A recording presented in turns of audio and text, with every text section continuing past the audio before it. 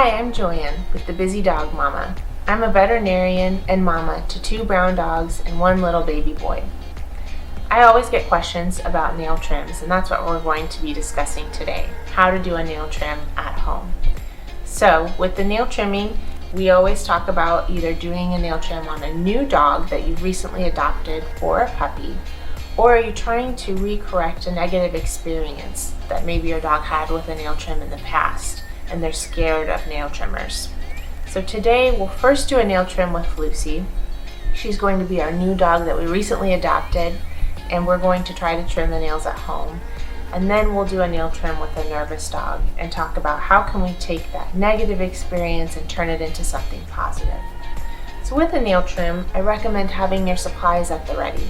Nail trimmers and lots of tiny treats. These are the nail trimmers that I recommend, and they will be found linked in my blog post that you'll find below. These nail trimmers are relatively inexpensive and they stay sharp for a long time. They're great for trimming nails and of most sizes. You can use these nail trimmers on a really tiny teacup poodle as well as a bull mastiff. So these are pretty universal nail trimmers. I also recommend having lots of treats cut up into tiny pieces. These are just pieces of pepperoni, but in my blog I recommend using something that's high value to your dog. So usually that's going to be something that's soft, that smells pretty strongly. You can use hot dog, little pieces of tuna, although that gets kind of messy, but chop it up into small pieces so that you can reward your dog for every little step along the way. So Lucy, we're first going to show her the nail trimmers like this, and we'll let her sniff them. Good. And then she gets a treat. As long as she stays relaxed the whole time, that's when we say good and get a treat. If she ever shows me any signs of anxiety, such as putting her ears back, backing away, putting her tail between her legs, or shaking, that's when I want to stop, back up to the last step where she was not nervous, and start from there and reward her for being nice and calm. But she's showing us signs of being calm, looking at these nail trimmers, also the treats. Good. And then she gets rewarded. Pro tip that I have for your nail trimmers is to keep them in a spot that is not only where you keep the nail trimmers.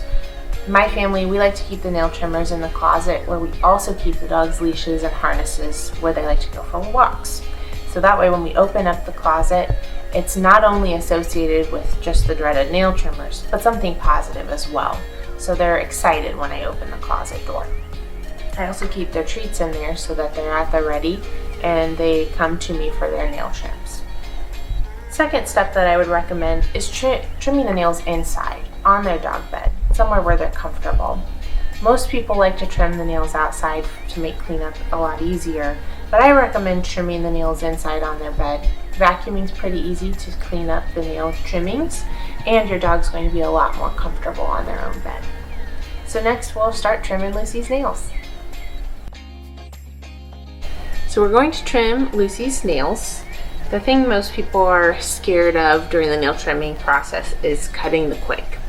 You may have heard of the quick before. It's the nerve and blood supply to the nail. And so if we do cut the quick, it can hurt. And that's why a lot of dogs have a negative association with nail trimming, because if they've had their quick cut before, it is painful. So with a white nailed dog, you can see the quick, and it's a light pink inside of the nail.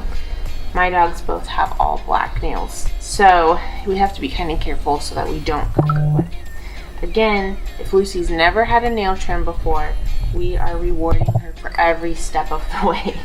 So what we're going to do is start by just touching her shoulder. That's going to be the least invasive place to touch her, and then work our way down to the paw. So we will start with the shoulder, and if she stays relaxed and calm, we'll say good, give her a treat, and next touch the elbow, good. Move our way into the forearm, good. All the way to the paw. And then I'll touch her toes too. Good.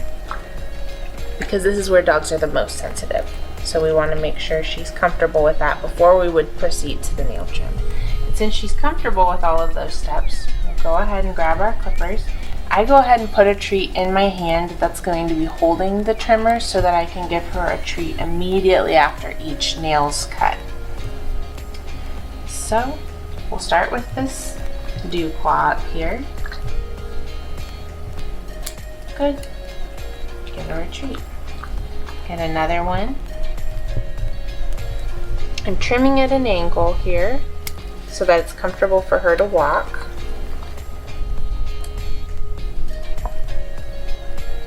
Good. Give her a treat.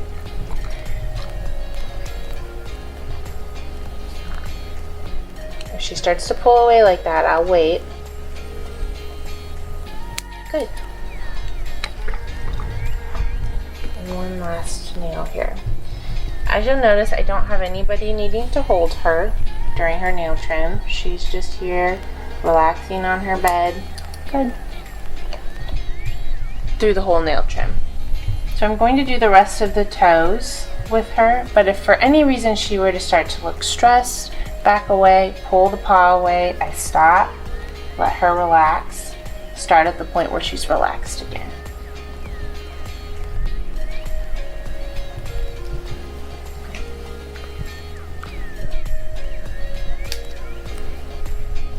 Good.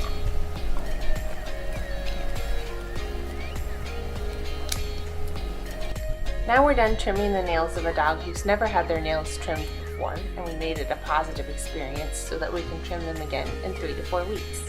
Next, we're going to trim the nails of a dog who's had a negative experience with a nail trim. We're going to turn it into something positive so that we can trim the nails at home in the future.